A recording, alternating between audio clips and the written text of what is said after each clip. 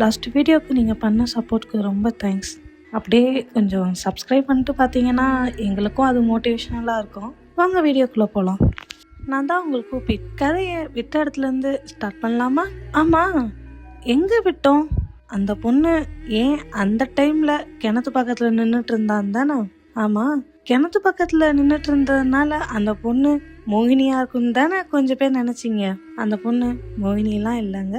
அவங்களும் நம்மள மாதிரி ஒரு நார்மல் ஹியூமன் பீயிங் தான். வாங்க அப்புறம் என்ன நடந்துச்சுன்னு பார்க்கலாம். டீ கடையில் டீ குடிச்சிட்டு மகியும் அந்த பொண்ணும் அப்படியே நடந்து போனாங்க. அப்போ மகி, சரி சொல்லுங்க, ஏன் அந்த டைமில் கிணத்து பக்கத்தில் நின்றுட்டு இருந்தீங்க அப்படின்னு கேட்டா. அப்போ அந்த பொண்ணும் ரொம்ப யோசிச்சுட்டே நின்றுட்டு இருந்தா. மகி உடனே, சரி அதை தான் சொல்ல மாட்டீங்க, உங்கள் பேர் என்னன்னு சொல்கிறீங்களா அப்படின்னு கேட்டா. அப்போ அந்த பொண்ணும் கலை அப்படின்னு சொன்னான். கலையா? அப்போ ஃபுல் நேம் கலையரசியா அப்படின்னு கேட்டான் மகி.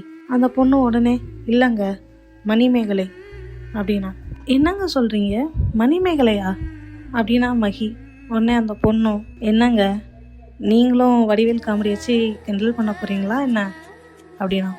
மகி உடனே, நான் எங்கே கிண்டல் பண்ண போகிறேன், மற்றவங்களுக்கு வேணால் வடிவேல் காமெடி ஞாபகம் வரலாம், பட் எனக்கு மணிமேகலைனா அது எப்போவுமே பொன்னியின் செல்வனில் வர மணிமேகலை தான். பொன்னியின் செல்வனில் எல்லாருக்கும் ஒவ்வொரு கேரக்டர் பிடிக்கும், ஆனால் எனக்கு எப்போவுமே ரொம்ப பிடிச்ச கேரக்டர்னா அது மணிமேகலை தான். அப்படியா? நானும் அந்த படம் பார்த்துருக்கேனே, அதில் அந்த மாதிரி ஒரு கேரக்டர் காட்டவே இல்லையே அப்படின்னா அந்த பொண்ணும். மகி, அந்த மூவியில் மிஸ் பண்ண ஒரு அழகான பாட்னா அது மணிமேகலை தான். அந்த கதை ஒரு பெரிய நாவலுங்க. அதை டைரக்டர் அவருக்கு ஏற்ற மாதிரி ஷார்ட் பண்ணி படமாக எடுத்திருக்காங்க. நம்ம அந்த டாபிக்குள்ளே டீப்பாக போக வேணாம். உங்களுக்கு நான் ஷார்ட் அண்ட் ஸ்வீட்டாக மணிமேகலையை பற்றி சொல்கிறேன். எனக்கு ஏன் மணிமேகலை பிடிக்கும்னா, மணிமேகலையோட அண்ணன் கந்தன்மாறன் வந்தியத்தேவனை பற்றி சொன்னதை வச்சு மணிமேகலை வந்தியத்தேவனை பார்க்காமலே அவர் மேலே பியூர் அண்ட் அன்கண்டிஷ்னலாக லவ் வச்சுருந்தாங்க. நீங்கள் காதல் கோட்டை படம்லாம் இப்போ தான் பார்த்துருப்பீங்க, ஆனால் மணிமேகலை அதை அப்போவே பண்ணிட்டாங்க. சில காரணங்களால் இவங்க 2 ஃபேமிலிக்கு நடுவில் சண்டை வந்து இவங்க 2 பேரும் கல்யாணமே பண்ணிக்க கூடாது அப்படின்னு சொன்னப்போ கூட மணிமேகலைக்கு வந்தியத்தேவன் மேலே இருந்த லவ் 1% கூட குறையல. அது கடைசி வரைக்கும் அப்படியே தான் இருந்துச்சு.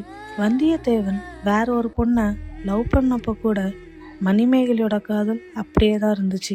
ஆதித்யவர்மனை வந்தியத்தேவன் தான் கொன்னுட்டாருன்னு அவர் மேலே பொய்யான பழி விழுந்து அவர் சிறைக்கு போகிற நேரத்தில் மணிமேகலை அரசர்கிட்ட போய் நான் தான் ஆதித்யவர்மனை கொன்னதா சொல்லி வந்தியத்தேவனுக்காக ஜெயிலுக்கு போக கூட ரெடியாக இருந்தாங்க.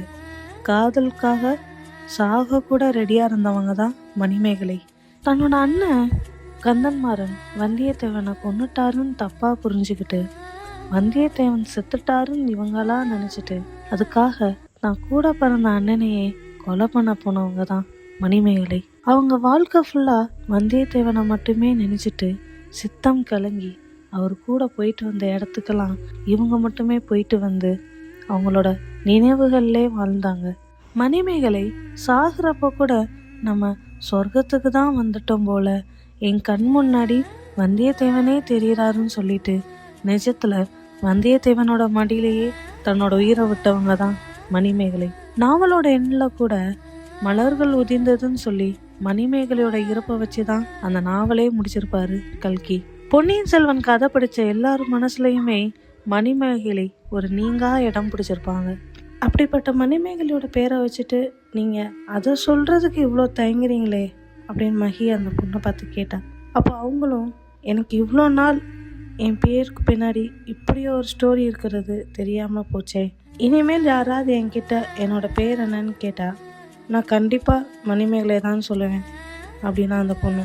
சரி, இப்போவாது நீங்கள் கிணறு பக்கத்தில் ஏன் நின்றுட்டு இருந்தீங்கன்னு சொல்லுவீங்களா மாட்டிங்களா அப்படின்னு கேட்டா மணிமேகலைகிட்ட. சின்ன வயசுல இருந்து என் வாழ்க்கையில் எல்லா முடிவும் என்னை சுற்றி இருக்கிறவங்க தான் எடுத்திருக்காங்க.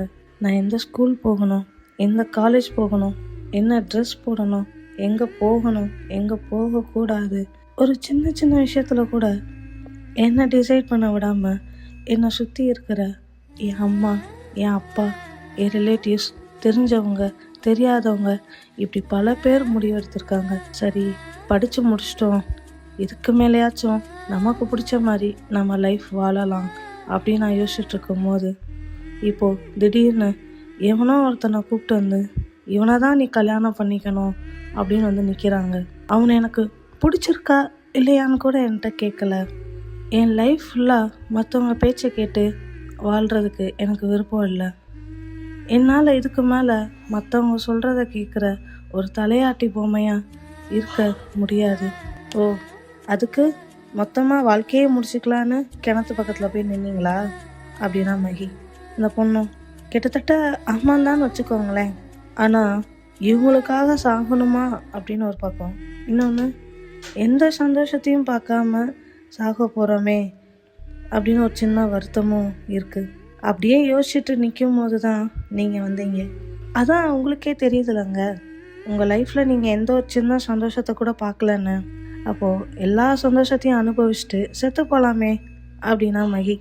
சாவு தேடி நம்ம போகக்கூடாது, அதுதான் நம்மளை தேடி வரணும்.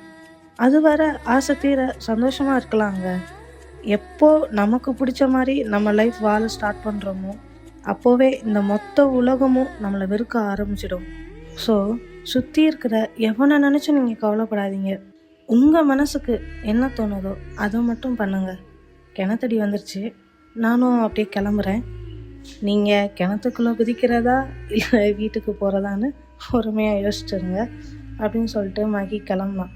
போனவ ஒரு 4 ஸ்டெப்பு எடுத்து வச்சுட்டு திரும்பி மணிமேகலையை பார்த்து, ஒரு வேளை இந்த மொத்த உலகமும் உங்களை வெறுத்தாலும் பரவாயில்ல, உங்களுக்கு பிடிச்ச மாதிரி உங்கள் லைஃப்பை நீங்கள் வாழணும்னு நினச்சிங்கன்னா நாளைக்கு இதே டைம் இதே கிணத்தடி பக்கத்தில் வந்து நில்லுங்க அப்படின்னு சொல்லிட்டு மகி கிளம்புனான். நடந்துக்கிட்டே ஒரு கையை மட்டும் தூக்கி, ஒரு வேளை வரணும்னு முடிவு எடுத்தீங்கன்னா வெறும் கையை வீசிட்டு வந்துடாதீங்க, கையில் பேக்கில் ட்ரெஸ்ஸோடு வந்துடுங்க அப்படின்னு சொல்லிட்டு பாய் சொல்லிட்டு மகி கிளம்பிட்டேன்.